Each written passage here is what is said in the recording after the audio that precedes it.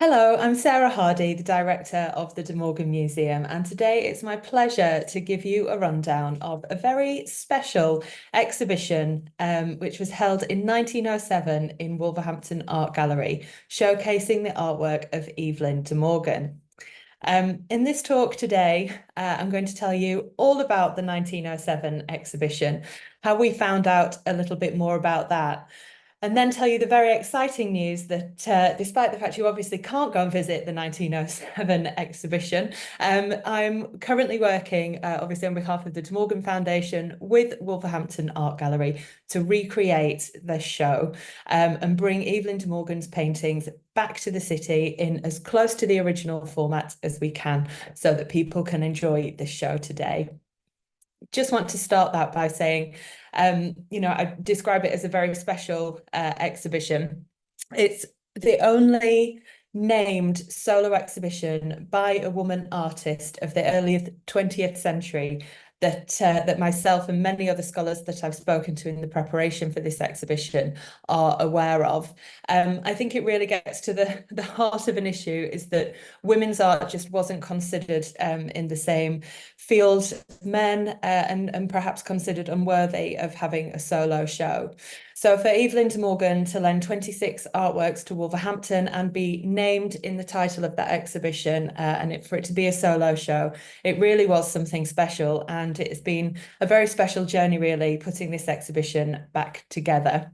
So without further ado, we're looking here at a picture of the inside of a gallery at Whitwick Manor, a National Trust property in the West Midlands, which I think some people on the call will be familiar with. The De Morgan Foundation began working with Whitwick Manor in 2016 to display a part of its collection in a public gallery.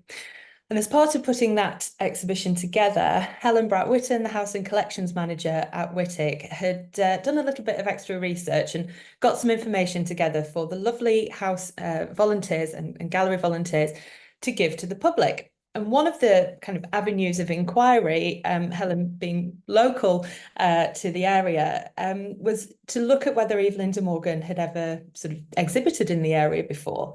And she found, by looking at the Evelyn De Morgan paintings catalogue, that in 1907, many of the paintings had been to the city before for a special exhibition. It's something I hadn't really thought of or been aware of until I saw this printed list over on the volunteers table just here, outlining which those paintings were. And I thought, well, hang on, that sounds quite exciting. Let's see what else we can find out about that. And as all good ideas start, it started with that very simple idea. This led me to sort of examine the archives at the De Morgan Foundation. And within there, happily, I found this from some previous research that had been done by one of my predecessors at the foundation. I found these photocopies of a ledger book belonging to Wolverhampton Archives, which gave a full list of all the works that had gone into the Evelyn De Morgan show and who had lent them. So this was a good starting point. This is obviously the source material that the people writing the 1996 catalogue had used to make that list of works that had gone into the 1907 exhibition. But that was sort of it. That was the kind of the one tangible thing that we found first of all.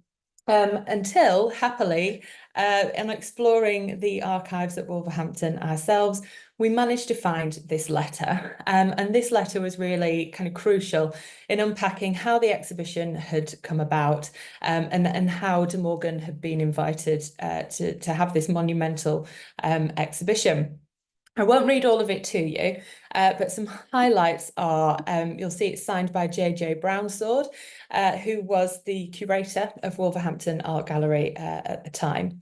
And up here, the date, 30th of November, 1906. So that tells us sort of when this idea had first come about. It begins, Dear Madam, in all probability, you will not remember my name, as it is many years back that I had the pleasure of calling at your house. I called to see Mr. De Morgan on business connected with his tile works, who very kindly showed me your paintings. So there we go. An art curator at a big industrial modern art gallery hadn't even heard of this modern painter. He'd gone to visit her husband. So a story that is still quite familiar today. Lots of people who come to the De Morgan Foundation have heard of William De Morgan's tiles, Evelyn's husband, but are less familiar with her work and the paintings.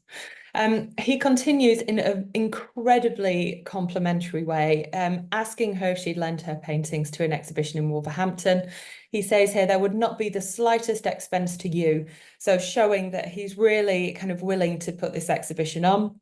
He continues at the bottom that since the first exhibition they've had, 43,000 people have visited the art gallery, but he thinks your works would attract considerably more than this number. So he's showing that he really believes in her artwork and he'd love to put this exhibition on in Wolverhampton and writes to Evelyn De Morgan to invite her. So where does this letter land? What does this house filled with tiles and William De Morgan's tile business, but also having these paintings? It really intrigued me. I wanted to know how the De Morgans were living amongst their artwork in order for this curator to sort of chanced upon all these paintings. And an article written in 1908, just a couple of years later, by the writer Bram Stoker, obviously of Dracula fame, caught my eye. So I knew that the article existed, but as you can see there from the title, The Work of William De Morgan. In his second career, after being a famous ceramicist, William De Morgan went on to be an author. And so Bram Stoker had gone to the house to ask him questions about his writing style. Here we get an insight into what visiting the De Morgan's home is like, as he has put in a subtitle in his article, An Artistic Home. And Stoker says, here in the studio by the half-light of the coming evening are seen many of her pictures, her being Evelyn De Morgan, on easels. They represent her specially imaginative school of work. And he gives a list there of some of the paintings that are kept in this artistic home in the house. And he says here that the house is full of beautiful and interesting things, because you get the sense of these two artists living together with all of their wonderful creations all around them. So it's easy to see why Brownsword sort of saw the pictures and was so impressed, in the same way that we have this first-hand account of someone else being equally impressed at finding Evelyn De Morgan's paintings there. What that might have looked like is frustratingly outside of our grasp. To the best of my knowledge, there are no photographs of the inside of the De Morgan's home, the home that they shared together in Chelsea at this time. Brownsword's writing in 1906. That would have been at number 1, The Vale, and that was demolished in 1910. But this picture, this photograph of William De Morgan is probably taken at that house, and we get a bit of a sense of these interesting and beautiful things being all over as he sits there next to a beautifully glazed vase, and curiously an unglazed vase as well, but that's a whole different lecture to talk about that. And behind him, a ceramic plaque that's been placed on an easel. So tempting to think this has been set up for the photograph, and actually it's an easel belonging to Evelyn De Morgan, and we get a feel for the house that they shared together. So that's it. That's the insight that we have into how this exhibition came about and why Wolverhampton, all because of this chance visit in which Brownsword went to the De Morgan's home and saw Evelyn's paintings. So what happened next? How did everything come about? Well, to my horror, I discovered that that letter dated November 1906 didn't take long to turn around. And within 4 months, the 1st of February 1907, De Morgan's paintings were on show at Wolverhampton. Sort of gives me heart palpitations as a curator and a museum registrar to think of putting an exhibition of that magnitude together in just 4 months. But in 1907, 1906, they managed it. And we think that it had positive reception by the public. Again, very frustratingly, this is the only review of the exhibition, good or bad, that we can find that was written. Perhaps, again, speaking to an idea I've touched upon, which is that for a woman artist to have an exhibition even though it was a huge deal, and we found that, Evelyn De Morgan was really the only female artist who'd had this solo exhibition, it just wasn't picked up on in the news, which, as I've said, is so frustrating. But the one review we have is complimentary. It sort of likens Evelyn De Morgan's works to the Pre-Raphaelite school, and of course names Burne-Jones and Rossetti in that. So the public who don't know her, linking her to better known men. And about halfway down, she talks about various different paintings that are in the exhibition, which we'll come on to, before describing her works as painted dreams, which you can see in the title there. And it's from this cutting from the Wolverhampton Star and Express that we've taken the exhibition title for the Reimagined show, which will be happening later this year in October. I just thought it really summed up not just the artworks that are on display, but also the ideas of the time towards this style of painting. And like I said, very complimentary. So we were pleased to have this. Happily, we also managed to find a catalogue. We knew that a catalogue had been produced, but sadly, there isn't one that exists in the De Morgan collection or in Wolverhampton archives. And I was desperate to find this catalogue, and just so desperately frustrating that we didn't have one here at the De Morgan Foundation.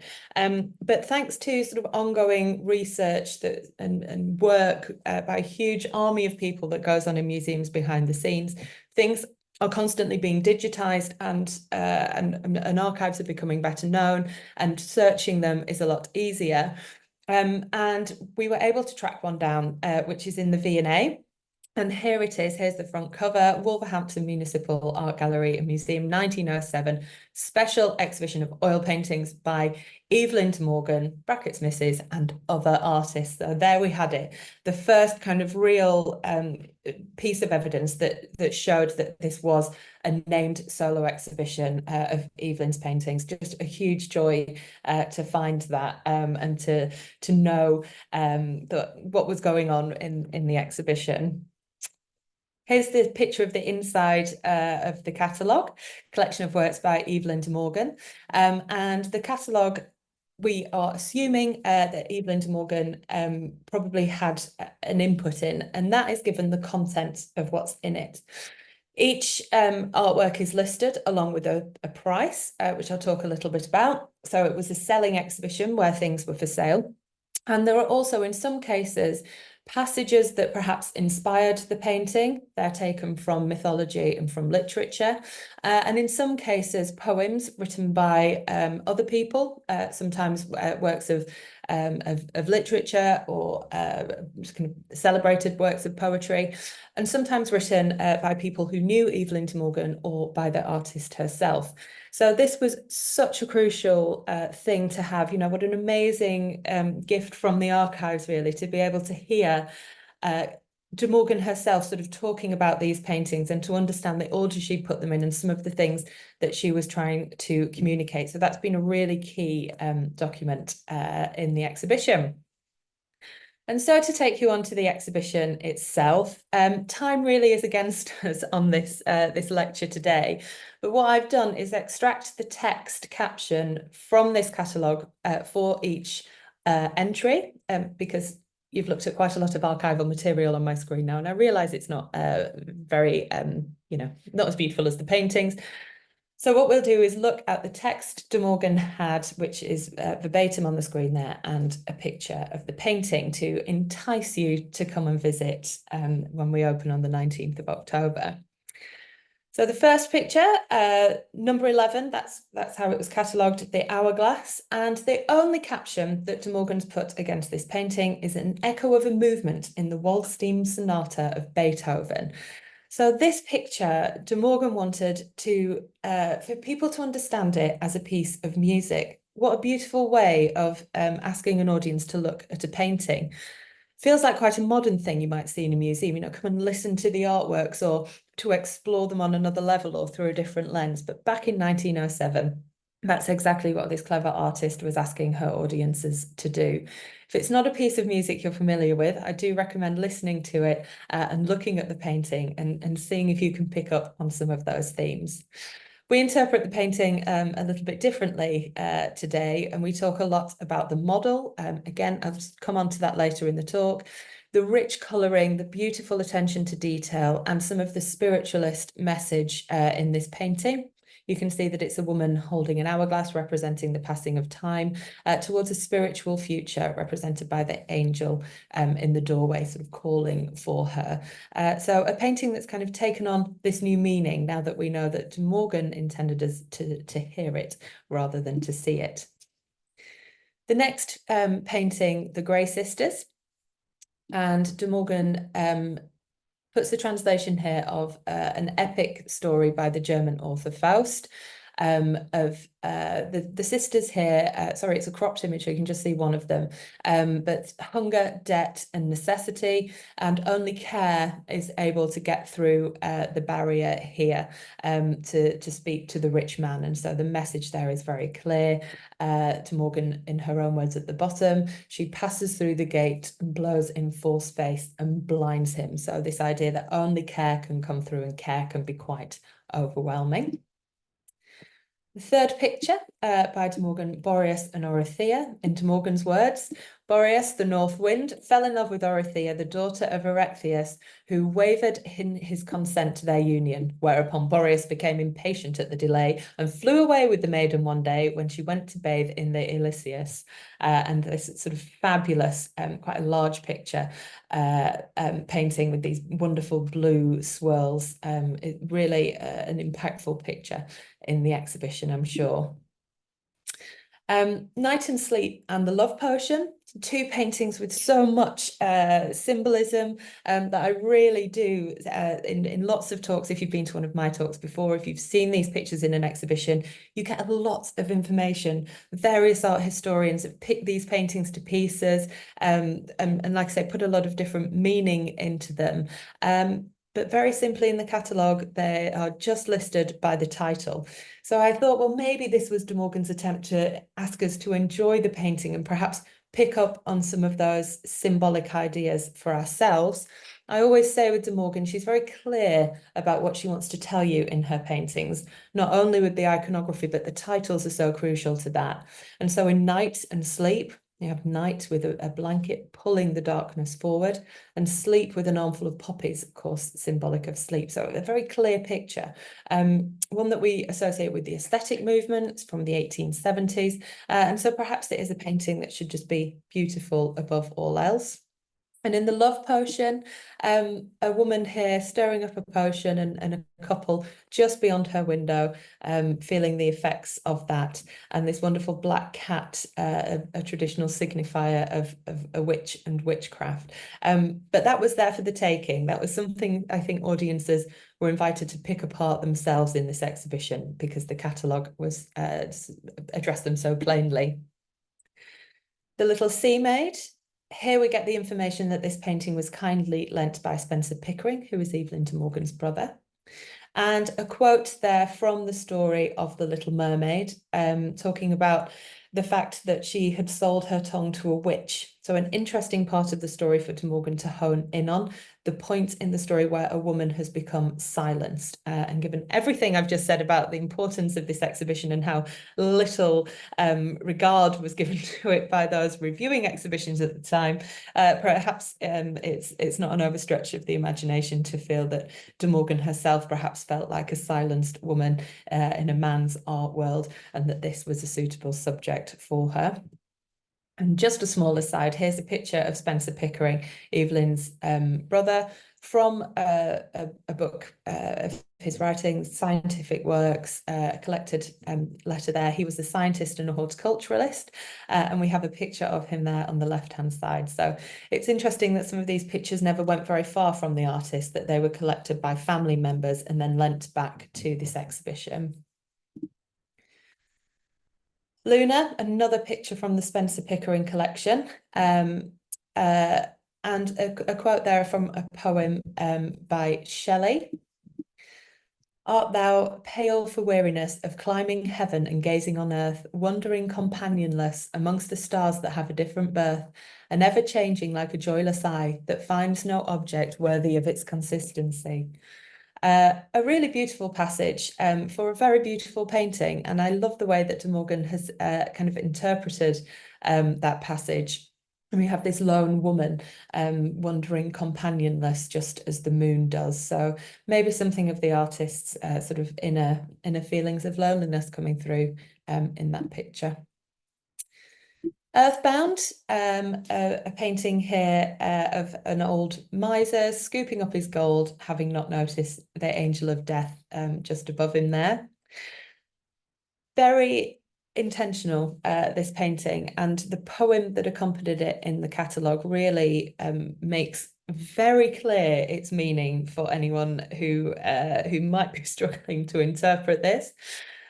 De Morgan's poem reads as follows. Who clutches at a heap of gold still clutches what he shall not hold. The soul that knows no second birth shall wane, fast held by Mother Earth. Grim twins await his latest breath, oblivion hand in hand with death. He sinks the captive of his prize, nor even knows that others rise.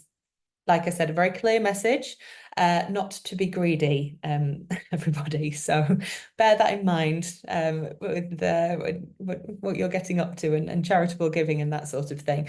De Morgan was an artist who had a very clear moral consciousness, and for her, material wealth was a real social evil that would be a barrier to joy, to happiness, and to spiritual fulfillment. And like I said, if you were in any doubt on looking at that picture, then the poem really hits home, doesn't it, with that one? Victoria Dolorosa, a picture accompanied in the catalogue by the longest poem accompaniment, a piece that was written by Alice Fleming, nee Kipling, a relative of Rudyard Kipling, who De Morgan was very friendly with. Both of them were spiritualists and believed in this idea we've just seen of the everlasting human soul, should one live a good moral life on earth.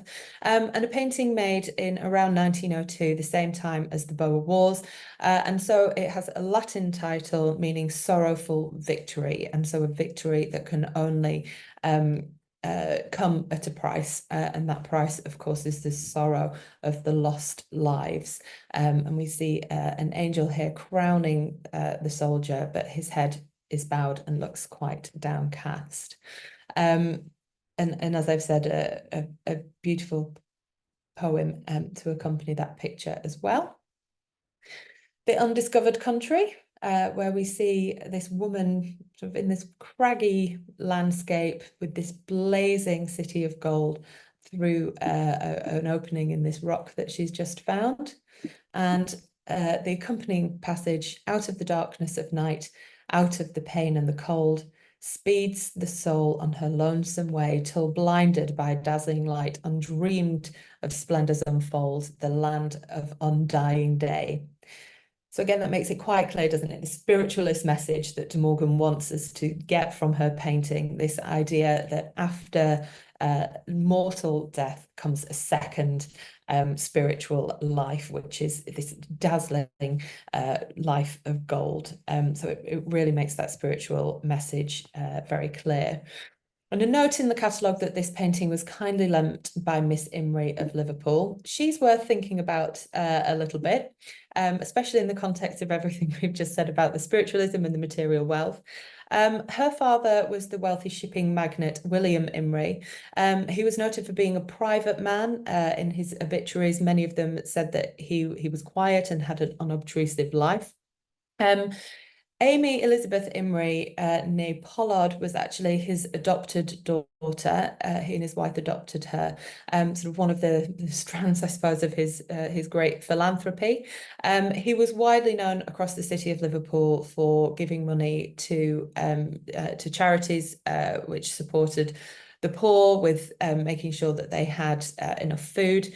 And he also set up a benefit charity for the poor Liverpool clerks and medical charities, and gave money to Liverpool Cathedral Committee. So a man of much generosity. His niece by marriage and adopted daughter, Amy, inherited his vast fortune upon his death, and that included his fantastic art collection of late Victorian and pre-Raphaelite art. And she went on to use that wealth to establish St. Mary of the Angels Roman Catholic Church in Everton. And following her own conversion to Catholicism, she went on to become a Mother Superior of the Franciscan Order of Poor Clares. And this is a plaque on the side of the church in her memory. So again, just a small aside, but these were the people who owned De Morgan's artwork at the time and were lending to this exhibition in Wolverhampton, no doubt at the invitation of Evelyn De Morgan herself. So it just puts her, this is someone that she had a connection with in order to ask for that painting, or these paintings, as we'll see, to be lent to the exhibition. Blindness and Cupidity Chasing Joy from the City was the next one in the hang in 1907, according to the catalogue. Hunted Joy, here she is, flies through the gate. Blindness left desolate. Cupidity, the city's fate, stays fettered to a sightless mate. So a poem which illustrates the painting of cupidity, or the want of material possession, and blindness, indicating spiritual blindness, in this chain linked together in this sort of horrific tandem with this spiky chain that they can't get out of. And in doing so, in favouring money over spirituality, they are chasing joy from the city.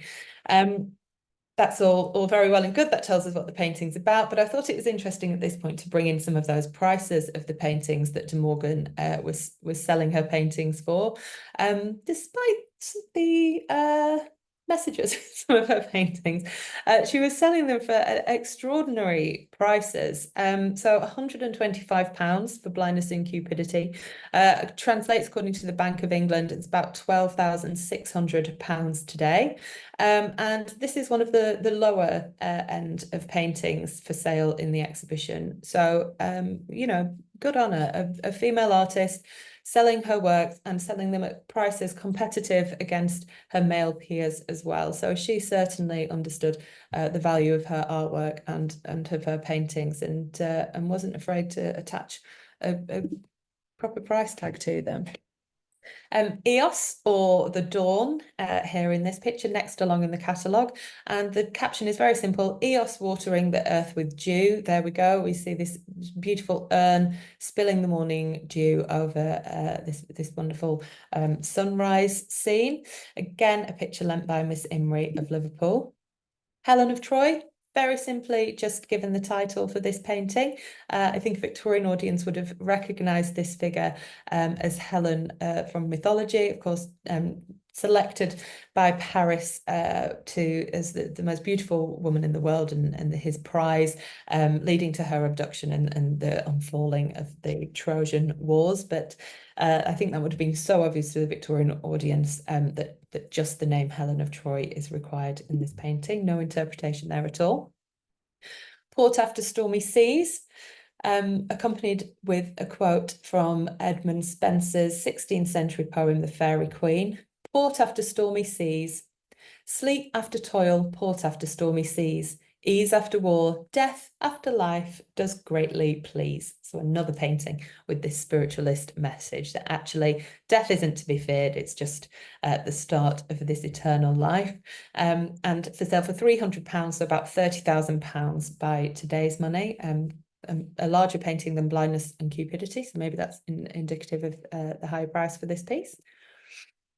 The Sphere of Ethereal, another painting with a literary source. The quote, exactly as it appears in the catalogue, is: here we see Eve asleep in the Garden of Eden.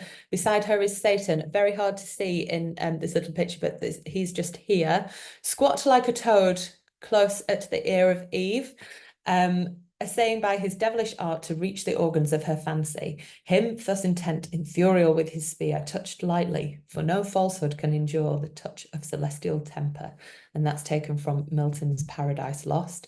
£600 for this picture. So if you're keeping up, about £60,000 in today's money. The Storm Spirits, very simply described again: flood, darkness and lightning, and here we see them, the figure of flood here personified as a beautiful, robust, strong female force spilling the water over the earth below. Darkness up at the top here with her head in her hands, and lightning over here with these incredible lightning bolts flashing across the painted surface. A really great picture. The world's wealth, sometimes known as the crown of glory. In the catalogue, it's called the world's wealth, so that's the title we're keeping. And Evelyn says, in the luxury of her palace, toying with her jewels, a maiden glances with startled eyes at the tapestry on the wall, showing the marriage of St. Francis with holy poverty. Again, a picture that I will put so much more into the description of, and we just get hints of it coming through there in Evelyn De Morgan's description. But the tapestry here that she is looking at on the wall is almost a direct copy of a painting by the Italian Renaissance artist Giotto, which Evelyn De Morgan would have seen on her travels to Assisi. It's in the cathedral dedicated to St. Francis of Assisi. We know De Morgan visited there at least once in 1876. St. Francis here can be seen marrying the figure of holy poverty. The idea that to be wed to poverty in life would bring you closer to Christ. And of course, the marriage ceremony itself is being taken on by Christ. I think it's such an interesting dynamic in this painting between this copy by De Morgan of an original Renaissance painting, imbued with that deep symbolic meaning, and the figure in the foreground of the painting. So they've sort of bridged this line between what we are to perceive as real and what we are to perceive as imagined. And there's a great moment there, isn't there, with this hand of holy poverty almost reaching from the tapestry towards this maiden herself. Again, so much symbolism in this picture. There are things like little mermaids swimming around this pot, which, of course, you know, there's sort of these mythical beings halfway between land and sea and reality and fantasy. Just behind her here, we have all sorts of symbolism, including phoenixes, one at the bottom of the stairs and one at the top, demonstrating going from bird to flame and back again, or this ascension from bird to flame as she passes up the stairs.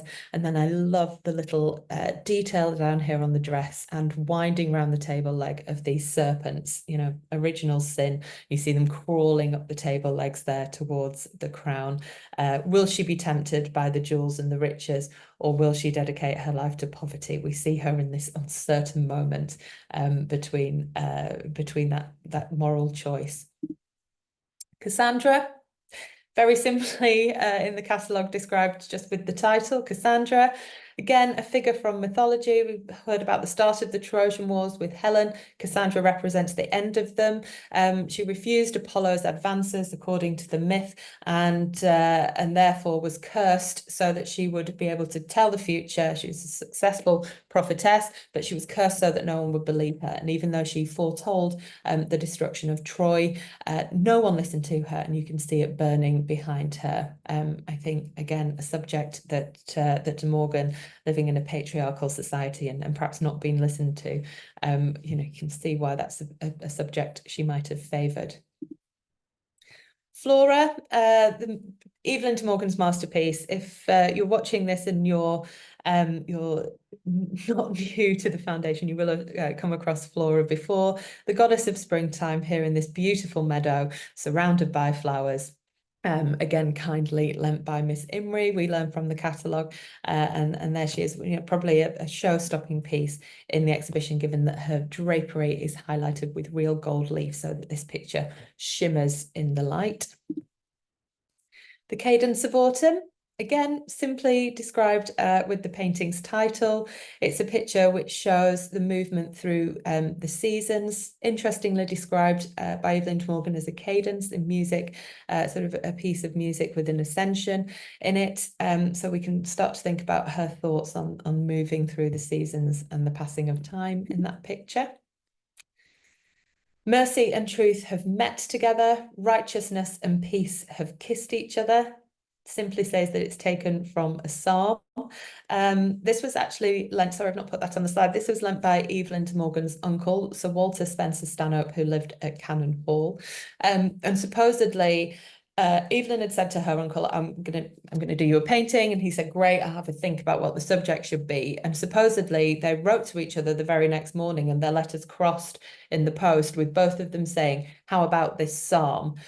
Whether that's true or not, I don't know, but certainly the painting after the psalm is a beautiful one and shows De Morgan's interest in subjects taken from the Bible as well.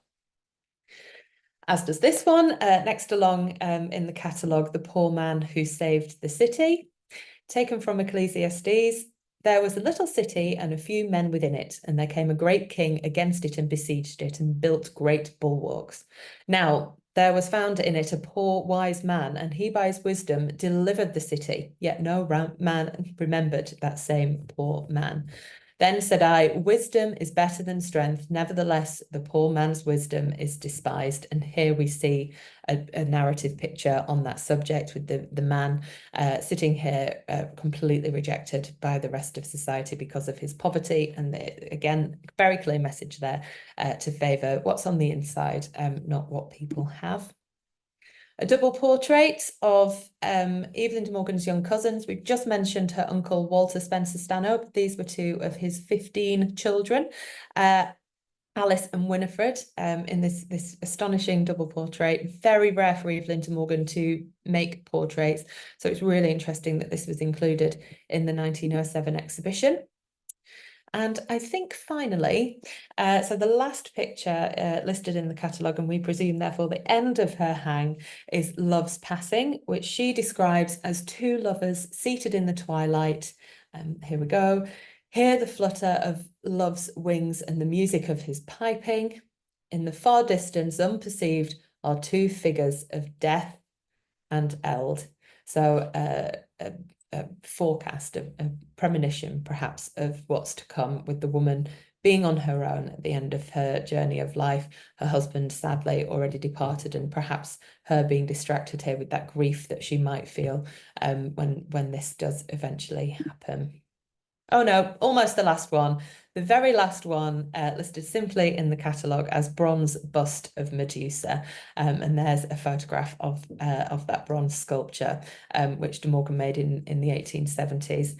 And very interesting that in this one chance to show off all of her artwork together, she includes a bronze bust as well, perhaps to show off the full range of her skill as an artist. So there we go, a very quick whip through of all of the wonderful paintings that were in the 1907 exhibition and the order in which they appeared, and some of the messages that De Morgan made quite clear she wanted the public to understand from her pictures, as she accompanied them with these wonderful passages in the catalogue. So, putting together the exhibition in 2024, happily for me as the curator of this exhibition, many of the paintings passed from the owners we heard about to this lady, Mrs. Wilhelmina Sterling, and she spent her life's work and wealth collecting as much De Morgan artwork as she could. Evelyn De Morgan was her younger sister. And so there you see her pointing at a William De Morgan ceramic plate, but surrounded here by paintings by her sister as well. We can see too that we've just seen in the slide deck the little sea maid just here behind her elbow and the feet of Cassandra on the wall here. So most of the paintings that are going to be in the Wolverhampton show have been taken from the De Morgan Foundation's collection, all thanks to Wilhelmina Sterling. So then we had to think about how best to show these pictures off to you in 2024. We're not simply looking to recreate the 1907 show and talk about De Morgan using the catalogue and some of the ideas she wanted to communicate. We really wanted to bring this up to date for 2024. So the exhibition will run across the new exhibition space at Wolverhampton Art Gallery, featuring 3 galleries, here, and the third large gallery just here. But we did want to have a nod to that original exhibition, and that's why you'll notice that in this mock-up of the finished exhibition, the walls are painted this deep brown colour. If you remember the article, the review of the exhibition I showed you at the beginning, if you were to read that in full, you would see that the reviewer very happily for us gives us some information about the look and the aesthetic of the exhibition. And the one thing they say is that the walls are painted dark brown. So that's what we're going to do in the first two galleries, and have quite a traditional hang.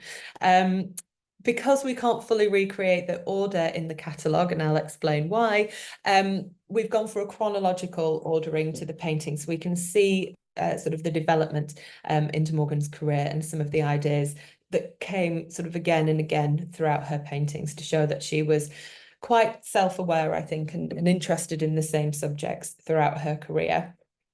So that's the general idea for the layout. And like I said, with those original dark brown walls, as close as we can get to them.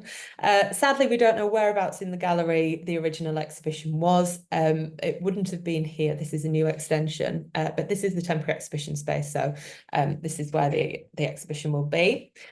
And you can see here on the wall sort of part of this chronological hang that I mentioned, Boris and Orothea here, Earthbound and Blindness and Cupidity. Something else that I was quite keen to bring to this exhibition, I think probably spurred on by the fact that De Morgan herself had included her bronze sculpture in the show and wanted to show off her different capabilities as an artist, is that I wanted to include some of Evelyn De Morgan's original sketches in the show as well, so that audiences could see how she developed an idea into a final picture. And some of those have been really illuminating. I've made this quite low resolution on purpose so that you have to come to Wolverhampton if you want to see it in real life. But the old miser we looked at in Earthbound, the old king clutching onto his coins, the model for that was actually female, and the double sketch here is a nude and draped study of a female form for the pose of the old king. So this allows us to retrospectively look back on the turn of the century in the Victorian period and think about the opportunities available to women artists, and maybe think that you know, perhaps it was easier for De Morgan to come across female models than it was male models, for obvious reasons, sort of gender stereotypings and, you know, sort of the moral consciousness of the public in having a female artist with a male nude sitter. So that's been a really interesting element of this exhibition that we've been able to add to the 2024 show. We've also been able to reinterpret some of the artworks. Apologies, the text is over that slide. It shouldn't be like that. So with this painting that so beautifully depicts the figure of care being able to get through a barred gate when none of these other wretched sisters of debt and hunger can do. We've talked about this a lot, and we want to have this sort of section dedicated to thinking about mental health and well-being. And this picture seems to sum it up. You know, if you can't be anything else, then be kind is something that we hear quite a lot. And this painting seems to be De Morgan's very early attempt, you know, before social media and when this phrase sort of came about. It seems to be her attempt at that, doesn't it? So it's nice to kind of bring that up to date and to talk to our audiences about their own well-being. Sometimes art galleries can be very good places to do that, and talking about something that's a difficult subject in a painting in the third person, if it's affecting you personally, can be quite an empowering way to discuss things like mental health and wanting to be kind to each other. So that's been a really important picture to include in the exhibition and frame it a little bit differently for a modern audience. Cassandra, another picture where, you know, in the catalogue, it's just called Cassandra. We're going to put a lot more interpretation into this painting and talk a lot more about the idea of Evelyn De Morgan carving her own career as a female artist, and the fact that she was completely silenced. No reviews of one review of this milestone exhibition is just quite shocking, really. And so we want to introduce that idea and talk about the fact that women are still so underrepresented in the arts. Just 5% of artists hanging in the National Gallery are female. So it's still an ongoing issue that we're going to use this opportunity to talk a little bit about. I promised I'd come back to the hourglass. If you remember the very first painting that we looked at in the slide deck, happily, the De Morgan Foundation collection has a huge number of drawings and preparatory studies, and one of them is for the hourglass. But it's a portrait study of Jane Morris, who was previously a pre-Raphaelite model and sort of came out of retirement to pose for Evelyn De Morgan in her painting of the hourglass. So that allows us to talk a little bit about the friendship. There was no mention of that at all, who the model was in the original 1907 exhibition. So we're going to spotlight that a little bit, especially around our discussion of women in the arts. And yeah, this next section, I suppose, up until now, I've been showing you works from the De Morgan Foundation's collection. And that's all well and good. That's been very easy to promise these loans to Wolverhampton and work with them to get the pictures physically back to the gallery. But unfortunately, Wilhelmina Sterling didn't get her hands on everything that was in the 1907 show. And so we've had to be a little bit creative. The bronze bust of Medusa was with Mrs. Sterling's collection until the 1990s. It last appeared at a show at the Barbican Art Gallery in, I think, 1991, around then. And unfortunately is now in a private collection, and it's untraced. We don't know who the lender is, we being sort of myself and other scholars and curators looking at Evelyn De Morgan's artwork. But happily, following it's sort of a last-ditched and desperate attempt, I suppose, on my part to try and represent this artwork in the exhibition, I put out a tweet that says, does anybody know where this bust is? We'd really love to include it in the show. And to my immense surprise, we had a direct message on the De Morgan Foundation's Twitter from somebody who said, well, I don't know where the bronze is, but I have a plaster cast made by the artist of the same subject of the Medusa. Would you like to borrow that? The person in question is a descendant of one of the artist's siblings, so a distant descendant, but is in the possession of this wonderful Evelyn De Morgan plaster cast. Now you can see the differences, particularly in this curling serpent on the chest of the bronze that sadly isn't on the plaster cast, because I love that tendril of snaky hair on the Gorgon Medusa's bust. But never mind, we're delighted that we can have a three-dimensional object in the exhibition, just as De Morgan so wanted to have that represented in the exhibition as well. So no bronze, but we have the plaster cast. And then to works that aren't in the De Morgan Foundation's collection.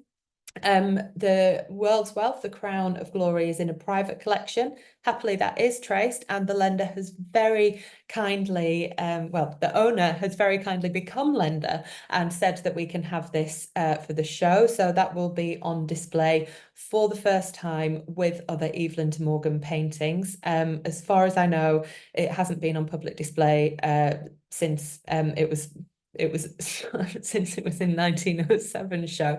So we're absolutely delighted to bring it back to Wolverhampton and reunite it with fellow Evelyn De Morgan paintings. The artwork in the middle, Eos, and another painting called The Undiscovered Country, which we looked at.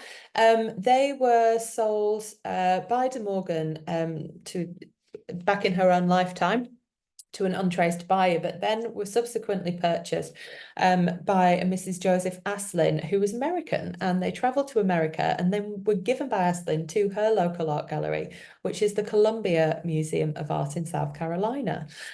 Unfortunately, that has put a bit of a barrier on us bringing them back to Wolverhampton due to the immense costs of transatlantic shipping of fine art.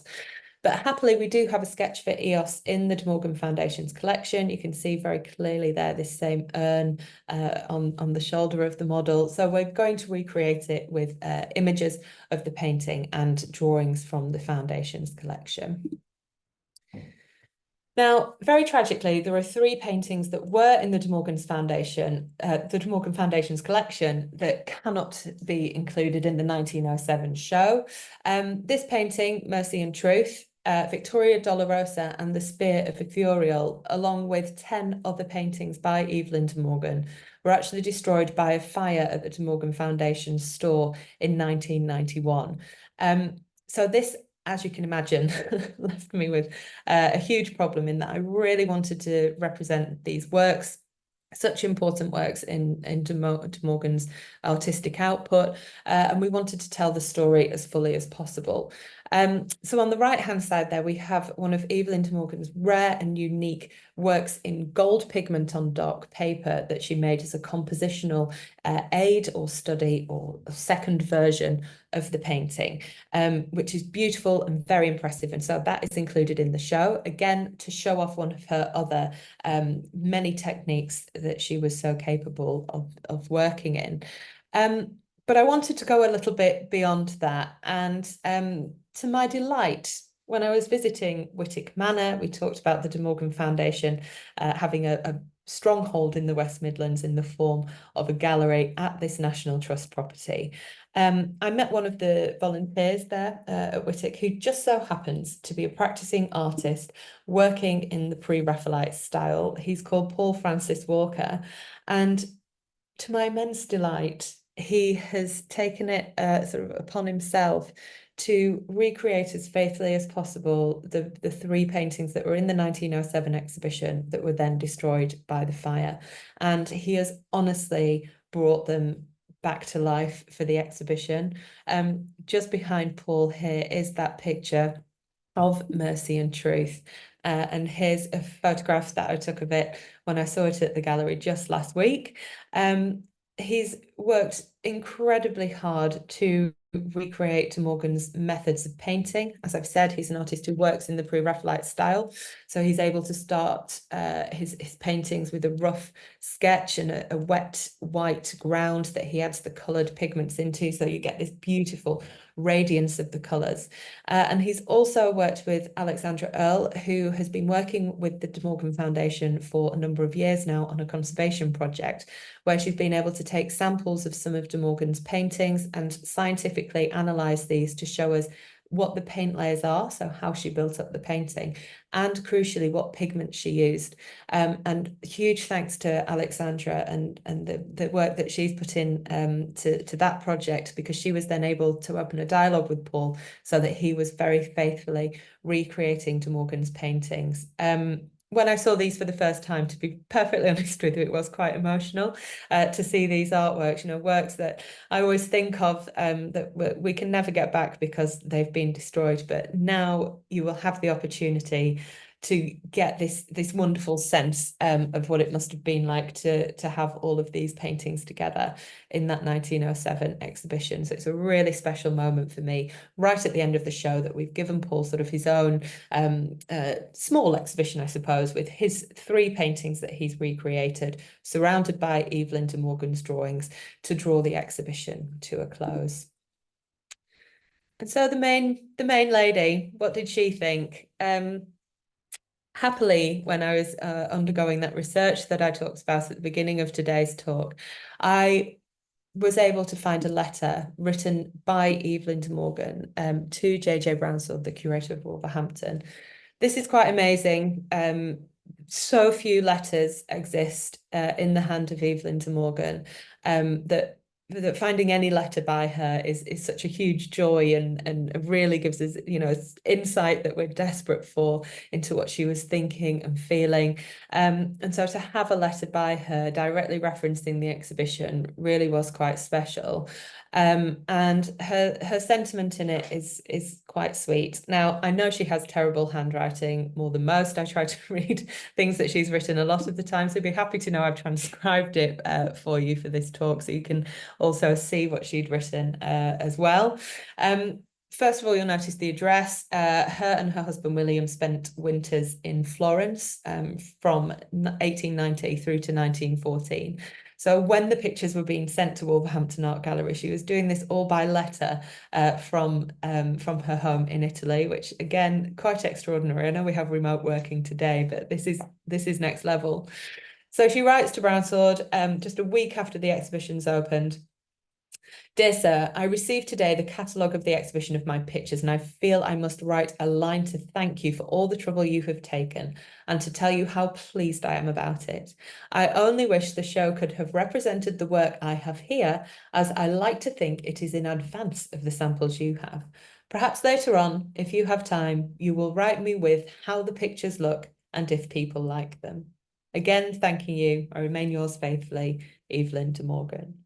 So I think in some small way, we've managed to speak to this concern she had of, tell me if people like them and tell me how they look by putting together a really beautiful show, and bringing artworks back together in Wolverhampton. We know that people are so excited for them to be there and to have the opportunity to see the pictures all back together again. And I know I'm preaching to the converted, but I think it's going to be full of people who like her pictures, and finally she might get her moment and some positive critical reception of her pictures being in Wolverhampton, more than a single review in a local paper. That's what we're hoping for. So please shout about it. Please tell everyone you know to come and visit the exhibition. It really is going to be a special one, and in Evelyn De Morgan's honour, we'll go and visit, and we'll enjoy the pictures together. An aside, something I don't have time for, but something I've been musing on a lot, and I just thought I'd let you know, is I think a really interesting line in this letter is, I only wish the show could have represented the work I have here, i.e. with her in Florence in 1907, as I like to think it is in advance of the samples you have. So I've been thinking a lot about paintings that post-date the exhibition and what they look like and what's in them, and she obviously liked them better than the pictures in the show. So, for example, pieces like Daughters of the Mist, Demeter Mourning Persephone, if you're familiar with Evelyn De Morgan's work, they're from around that time. So interesting to think that she preferred those to, pieces like Flora, which we've just seen were in the show. Finally, before I go, do have a look at both the De Morgan Foundation website and Wolverhampton Art Gallery's website. This information's on both of them. Please join us if you can on Saturday, the 30th of November.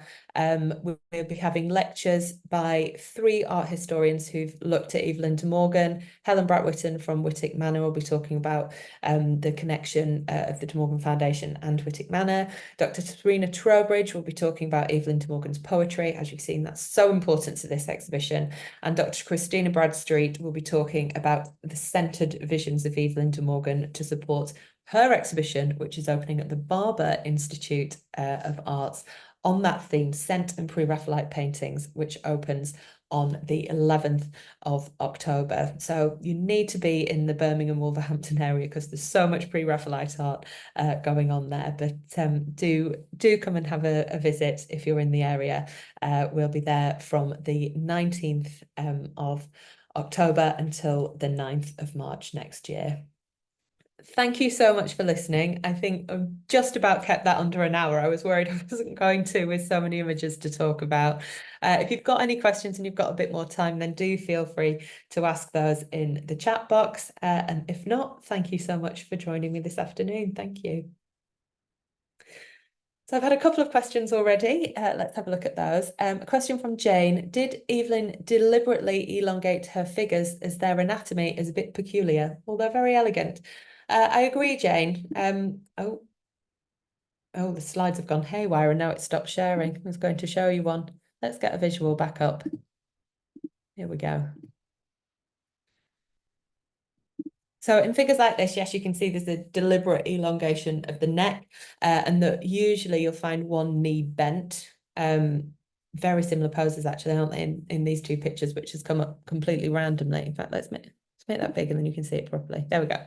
So it's known as a contrapposto pose and is taken from Renaissance painting, artists like Botticelli. Exactly for the reason you've said, it does look very elegant. So the weight would be on the back foot with the front leg bent and the neck tilted to one side and deliberately elongated to stretch the figure out. So a nod to her interest in classical art, and particularly Renaissance painting. Yeah, good spot.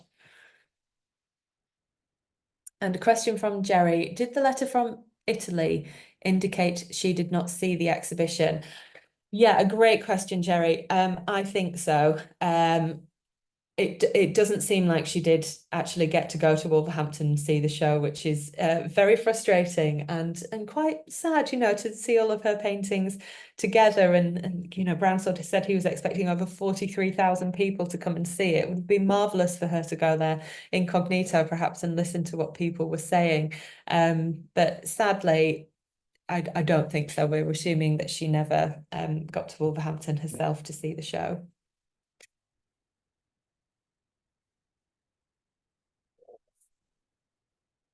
Well, I can't see any more questions coming through in the chat box. So just to say thank you so much again for listening. And please, please do come and see the exhibition in Wolverhampton, particularly if you're free on the 30th of November.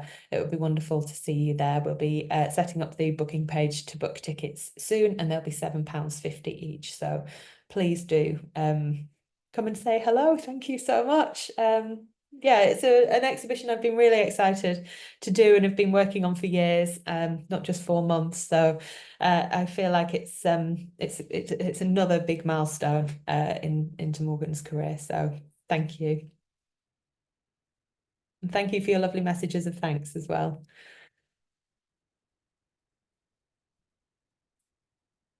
Okay, we'll leave it there. Thank you, everybody. Enjoy the rest of your evening.